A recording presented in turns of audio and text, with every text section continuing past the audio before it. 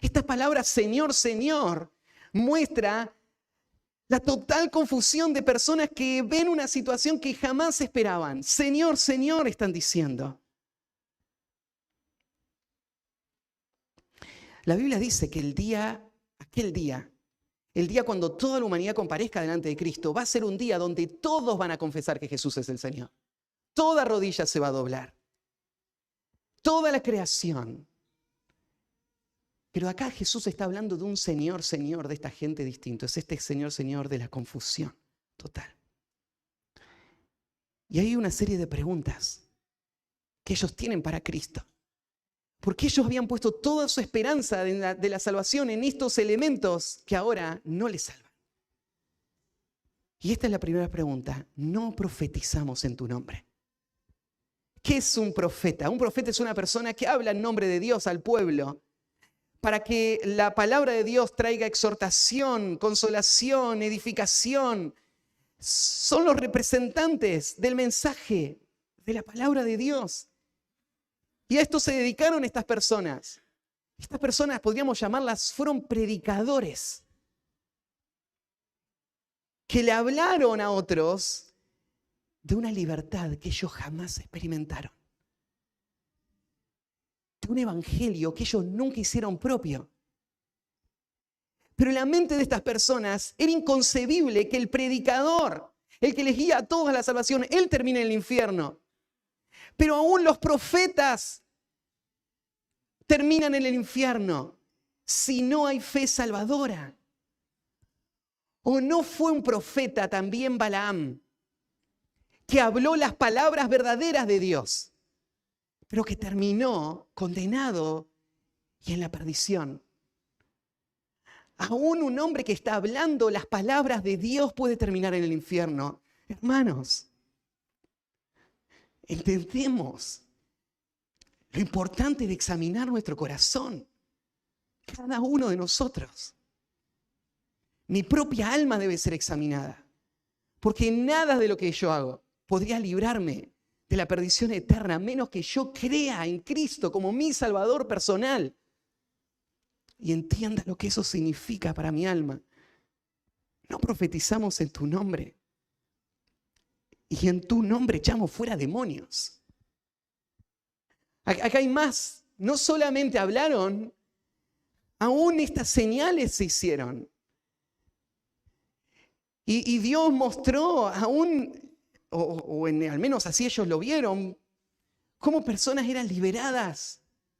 Pero aún esto es confuso si yo quiero hacer de esto la garantía de que sea salvo. Porque ¿se acuerdan la historia ahí en Hechos 19, 13 al 15, donde hay un grupo de exorcistas que también intentan liberar demonios usando el nombre de Cristo? ¿Cuántos de nuestro tiempo que se creen los siervos de Dios porque en sus mentes ellos creen estar liberando mucha gente? Entre paréntesis, no hay ningún testimonio en el Nuevo Testamento que personas sin Cristo hayan liberado a otros de sus demonios. Pero Satanás es muy astuto. Y él puede engañar. Él puede hacer un show en personas que no son liberadas, pero que así aparentan serlo. Y entonces esta gente se ve como un instrumento de Dios, pero aún esto no es una garantía de que ellos sean salvos. Y el último, en tu nombre hicimos muchos milagros.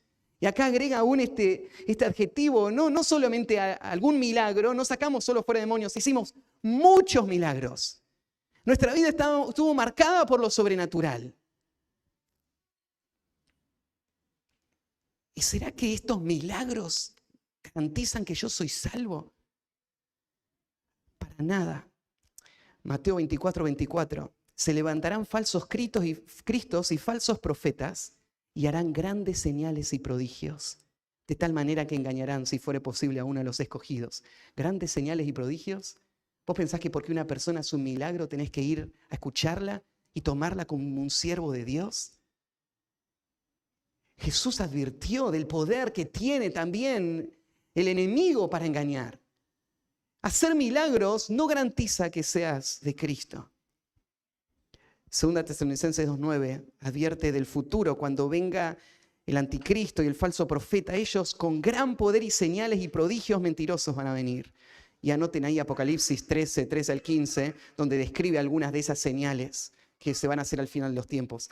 Si vos pensás que los milagreros de nuestro tiempo son admirables, esperá a ver lo que va a pasar al fin de los tiempos con el falso profeta. Él va a hacer caer fuego del cielo. Él va a hacer hablar a una estatua. El anticristo va a, en apariencia al menos, resucitar. Las cosas que hoy hacen la gente ahí en las iglesias falsas es juego de niños comparado con lo que van a hacer en el futuro. Pero hacer grandes milagros y señales no dice que somos de Cristo. No dice 1 Corintios 13:2, si tuviese profecía y entendiese todos los misterios y toda la ciencia, y si tuviese toda la fe de tal manera que trasladase los montes, y no tengo amor, nada soy. ¿Entendés que es posible ser un gran siervo de Dios a la vista de la gente y haber logrado grandes cosas en este mundo, pero encontrarte después por toda la eternidad en el tormento? Estos hombres sin duda fueron alabados por otros, sin duda fueron reconocidos por lo que hacían. Sus propios corazones se adulaban y en su mente era inconcebible. No hay forma que yo no vaya al cielo. Yo voy a tener un camino abierto para mí, celebración. Todos me van a alabar cuando entre por esas puertas, con todo lo que hice para Cristo. Pero esta gente va a darse cuenta al final del día de una realidad innegable. No importa lo que yo diga de mí mismo, no importa lo que la gente diga de mí, lo que importa es el veredicto que Cristo va a dar de la condición de mi alma. Eso es lo único que importa. Y eso nos lleva al tercer punto, el peligro de autoengaño espiritual. El veredicto de Cristo determinará nuestra entrada al reino. El veredicto de Cristo va a determinar si vamos a entrar o no al reino.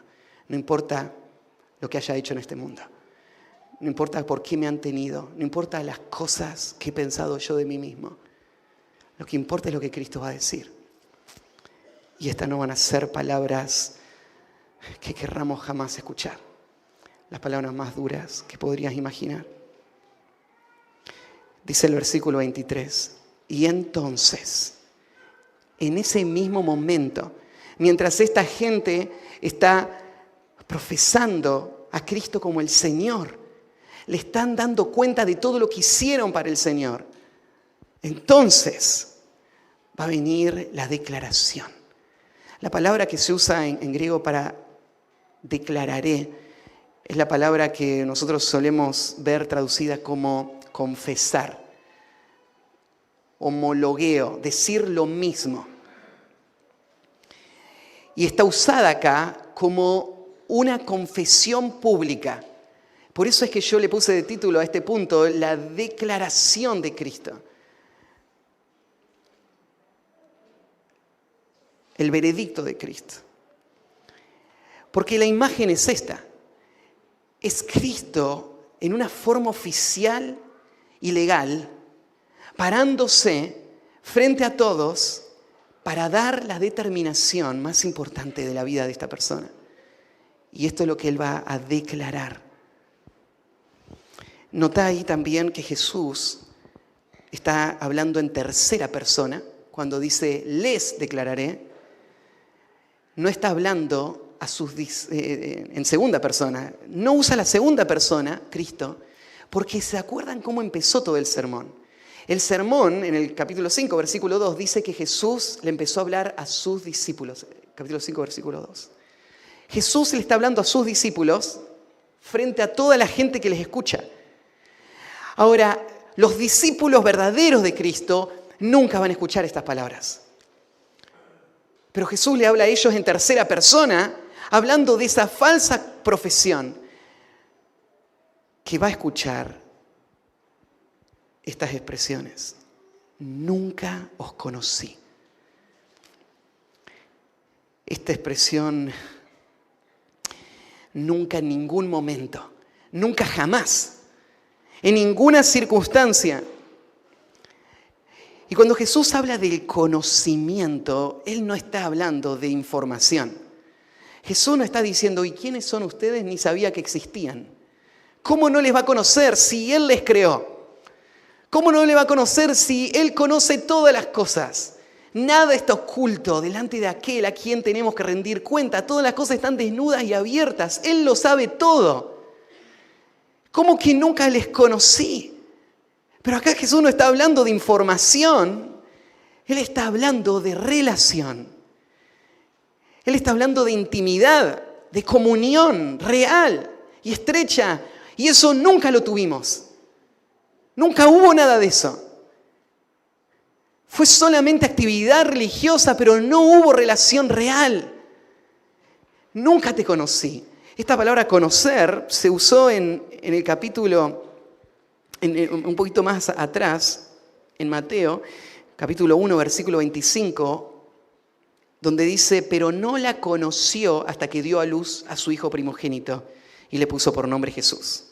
Está hablando de la relación de José y María. Claramente José conocía a María, pero no la conoció, está dándole una connotación especial a ese conocer, a esa intimidad.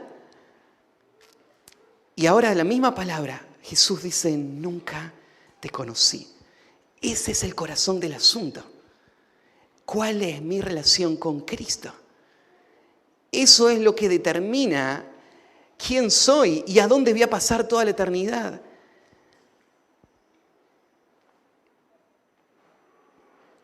Y esta expresión, nunca te conocí, es Cristo desconociendo a estas personas como sus discípulos.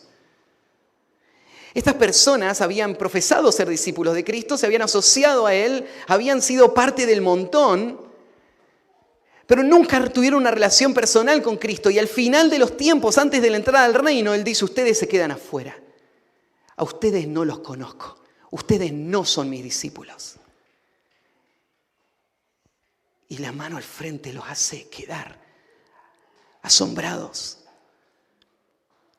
Y Jesús rechazándoles, no porque no hayan tenido la oportunidad, la verdad predicada a ellos, sino porque el engaño, el autoengaño, había llevado esa hipocresía al punto tal que ellos mismos no sabían que no eran verdaderos discípulos de Cristo.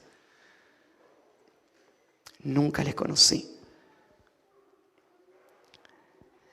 En Mateo 25, 11 al 12 hay una imagen similar con la historia de unas vírgenes que estaban esperando el momento de una boda y no habían puesto aceite en sus bodas, en sus lámparas. Tuvieron que salir a buscar aceite y después cuando llegó el esposo, entraron, cerraron la puerta y vinieron pidiendo que las dejen entrar. Después vinieron también las otras vírgenes, dice en el versículo 11, diciendo, Señor, Señor, ábrenos. Mas él respondiendo dijo, de cierto os digo, no os conozco, no sé quién sos. Imagina a Cristo decir esas palabras en el momento culminante donde se va a determinar a dónde vas a ir por toda la eternidad. No te conozco. Y no solamente no te conozco, apartaos de mí. Esa expresión apartaos es la idea de salí, alejate de mí. Ellos reciben la orden de avanzar lejos desde donde estaba Jesús. Estas palabras son tomadas del Salmo 6, versículo 8, cuando David usa estas mismas expresiones para hablar de sus enemigos. Apartaos de mí, todos los hacedores de iniquidad. La misma idea. ¿Y por qué? Y termina con esta descripción.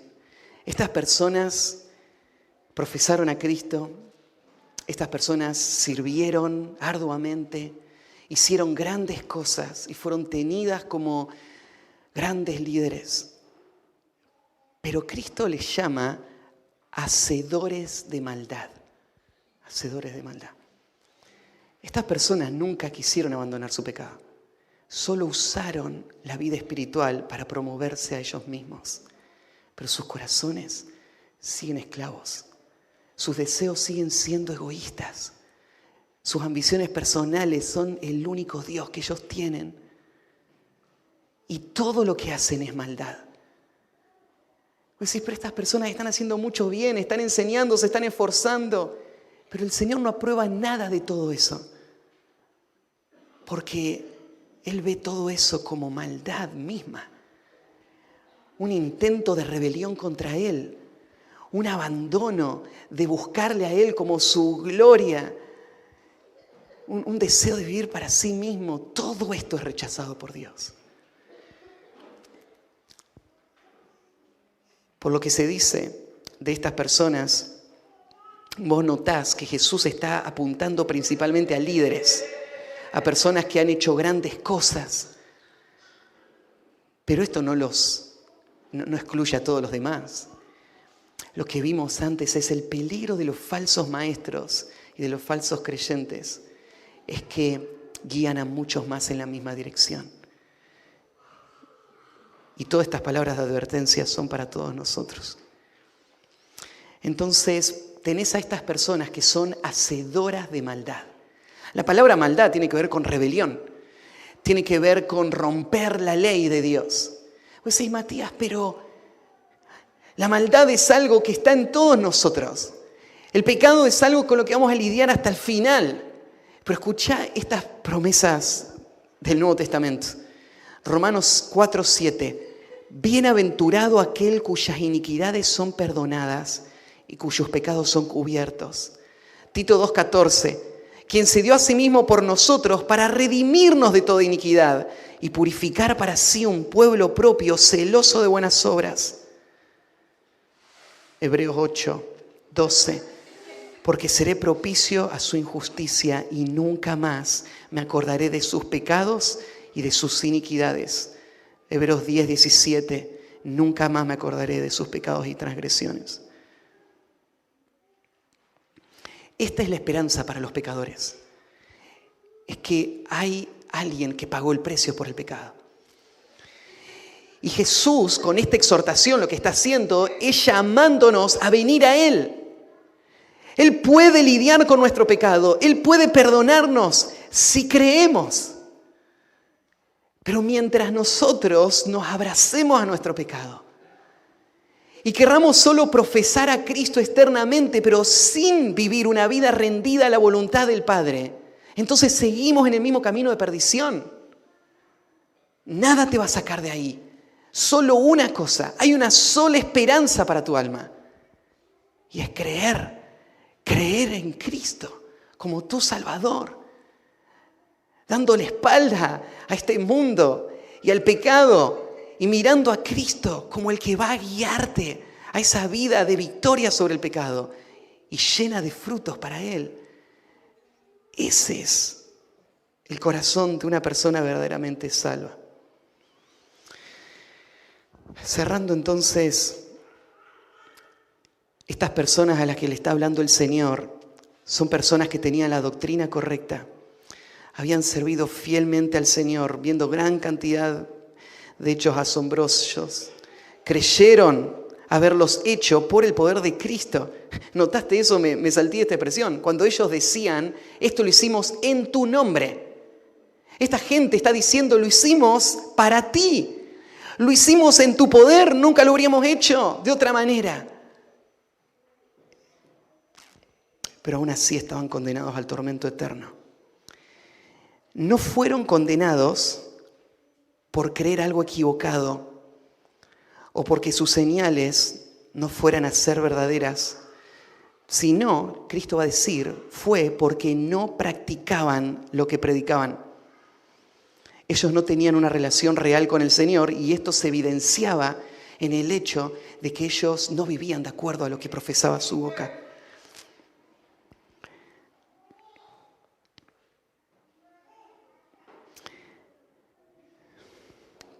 Cuando estamos cerrando, quiero terminar con esta idea. Jesús lo que está mostrando es que lo importante verdaderamente al seguirlo a Él es el corazón. No son las cosas externas. Es lo que pasa dentro tuyo. Y específicamente lo que pasa dentro tuyo en tu relación con Él. ¿Conocés vos al Señor? No mires lo que haces. No mires lo que decís. No te autoengañes. Mira lo que has creído. Y mira el fruto que eso que has creído está produciendo en tu vida. Arrancó el sermón Jesús en el capítulo 5 con las bienaventuranzas. Y estas bienaventuranzas describen lo que hay en el corazón de una persona que es verdaderamente salva. Una persona que es bienaventurada. Una persona que participa del reino. ¿Lo recordamos?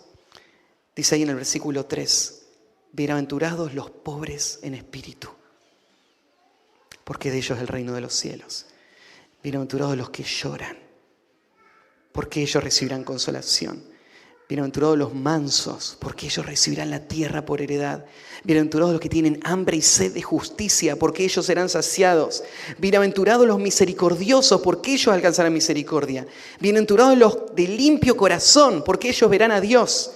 Bienaventurados los pacificadores, porque ellos serán llamados hijos de Dios. Bienaventurados los que padecen persecución por causa de la justicia, porque de ellos es el reino de los cielos. Bienaventurados sois cuando por mi causa os vituperen y os persigan y digan toda clase de mal contra vosotros mintiendo. Gozaos y alegraos, porque vuestro galardón es grande en los cielos, porque así persiguieron a los profetas que fueron antes de vosotros. Lo importante es lo que hay en el corazón. ¿Están estas cosas en tu corazón o no? Hoy te está hablando la misma persona frente a la cual un día vas a comparecer. Cristo mismo te está diciendo: peligro, advertencia, el corazón es engañoso y vos te podés autoengañar hacia tu propia perdición. Examina tu corazón para saber si estás en la fe. Oramos. Padre, nos presentamos a ti, sabiendo que el pecado es tan grande y el engaño de nuestro corazón es tan sutil que la única esperanza para que no caigamos en el infierno eterno es tu gracia. Señor, te pido por cada persona que esté escuchando esta predicación, muestra tu gran misericordia. Tal vez abriendo los ojos de personas que han estado autoengañadas, pero que aún no es tarde porque no ha llegado aquel día. Y hoy es el día de salvación. Conmueve sus corazones, atráeles hacia la verdad, sálvales.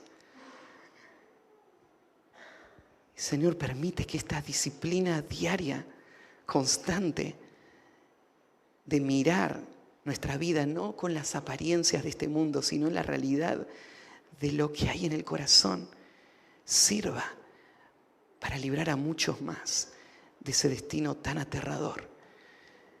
Y para encaminar a los que somos tus hijos en un camino de fe y de obediencia que te lleve gloria a ti. Señor, ten compasión, muestra tu gracia una vez más. Trae avivamiento a nuestra iglesia, a nuestros corazones para tu gloria. En el nombre de Cristo Jesús, amén.